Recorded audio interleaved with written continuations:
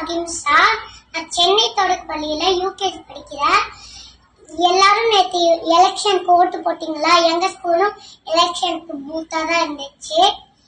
அதோட நிலைமையை கொஞ்சம் பாருங்க.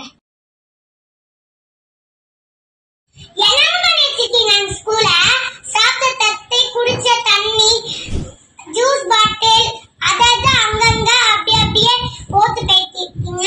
உங்க வீடா இருந்தா அப்படிதான் போட்டுருவீங்களா?